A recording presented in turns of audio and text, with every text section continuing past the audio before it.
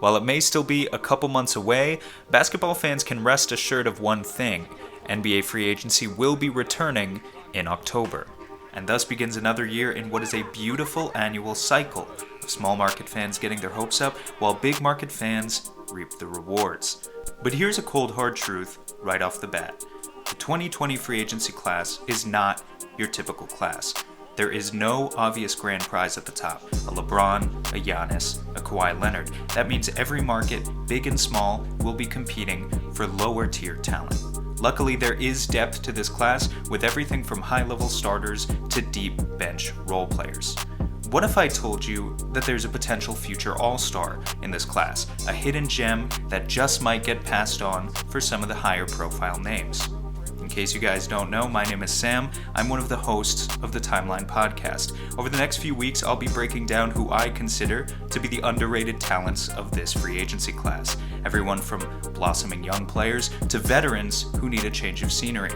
And today, in the very first video of the series, we're doing a deep dive on Pistons forward Christian Wood.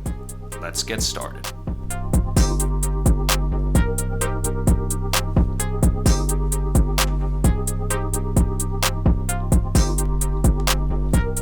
Christian Wood is a 24-year-old, formerly undrafted power forward, originally out of UNLV. The first team to ever take a chance on Wood were the infamous 10-72 Sixers. However, his career got off to a rough start, averaging less than 10 minutes per game for Philly, followed by the Hornets and the Bucks. It wasn't until Wood reached his fourth team in 3 seasons, the New Orleans Pelicans, that he started to show any sort of positive glimpses. Wood was claimed off waivers by New Orleans in March of last year and immediately proved to make an impact. He averaged 17 points and 8 rebounds per game off of New Orleans' bench in the final month of the season, seemingly coming out of nowhere. And with his natural athleticism and crafty finishing, it was hard not to take notice. Still, plenty of deep bench players have feasted on lesser competition in late season games and posted ultimately empty stats in the past. Was Wood going to be any different? That's what Pistons fans were eager to find out when Wood was claimed off waivers by their team in July. At the beginning of this past season, things were a bit rocky for Christian Wood. Despite obviously flashing phenomenal touch around the basket and showing off a bit of range as well, he was routinely picked on by Pistons coach Dwayne Casey for his routine defensive lapses. After several straight games of failing to execute the Pistons scheme and ultimately getting torched in the pick and roll, Casey sent a message to Wood by benching him multiple times early in the season. And evidently, that worked, because Christian Wood became a completely different animal in the second half of the year.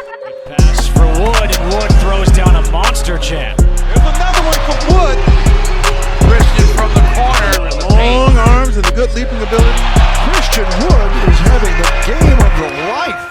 In games from January on, Wood averaged 16.5 points and 7.5 rebounds per game. By the end of the season, he had earned a starting spot, and that's when his numbers became truly absurd. He averaged 22 points, 9 rebounds, and 2 assists on an earth-shattering 65% true shooting percentage as a starter. The biggest thing that Wood injected into the Pistons offense was an aggressive edge, the same edge that made him a fan favorite.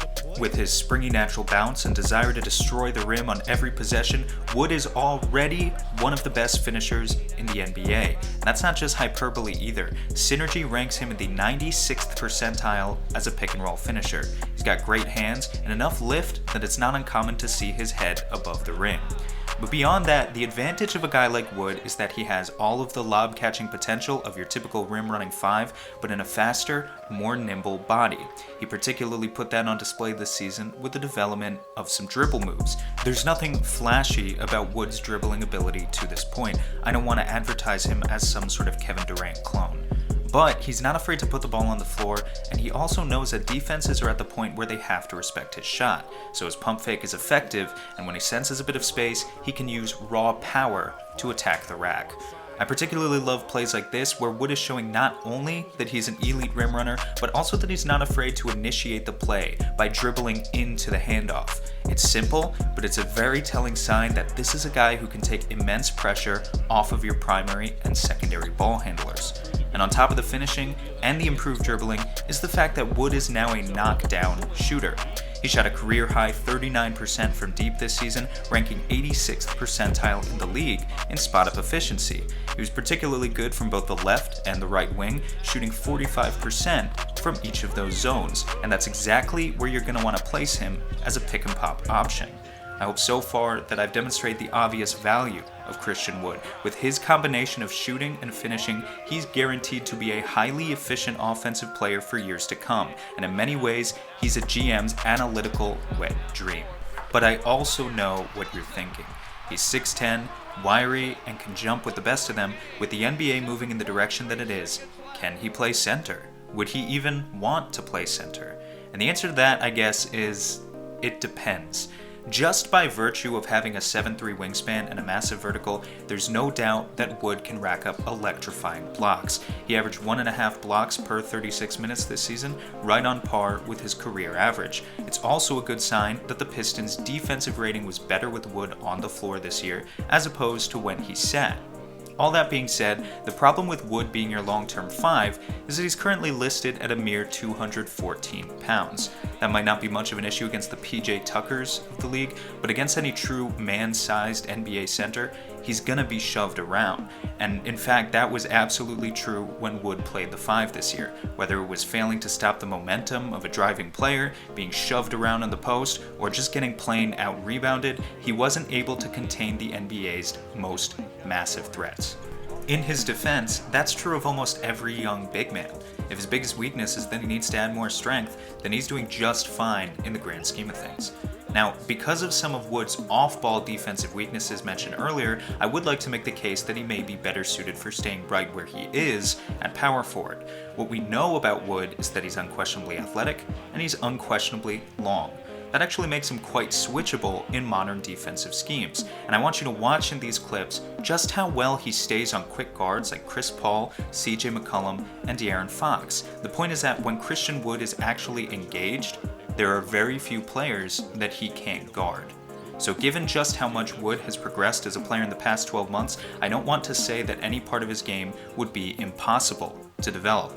But I do think that a team throwing big money at this guy should be prepared for the outcome that he's more of a stat-stuffing defender and less of an impact defender. What I mean by that is, he might rack up steals and blocks, but if his overall awareness doesn't improve, he won't be a guy who can help command your defense. If anything, he's more of a complementary piece. He won't wreck your system, but there are legit reasons to be concerned about pairing him with a center who is also known for having off-ball miscues. Wood's biggest value is going to come from his offense, where frankly, he has real all-star potential. Here's a list of all the guys in the league last season under 25 to put up at least 20 points and 10 rebounds per 36 minutes. You'll notice how Wood is right up there with the best big man prospects the NBA has to offer. And personally, I have no trouble seeing him as the type of player who can slot in as the third option on a very, very good team. If he keeps up what he started in Detroit, maybe he can go even higher. Before we wrap things up for today, here's the perspective of my podcast partner, Mike V. Hill, to talk about Wood's fit on the Suns.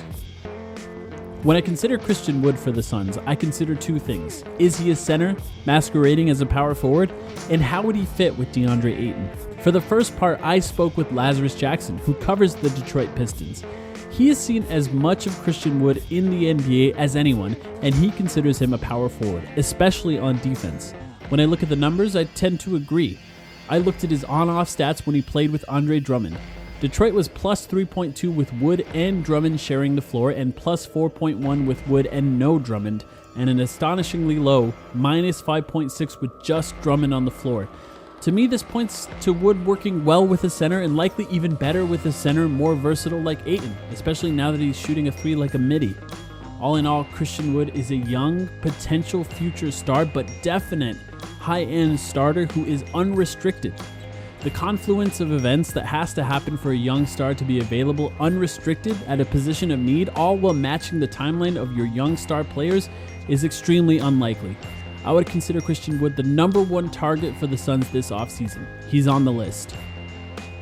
That's all for me today, guys. Drop a comment below on what you'd be willing to pay Christian Wood and what you think his ceiling is. And as always, if you appreciate the content, don't forget to subscribe. Until next time.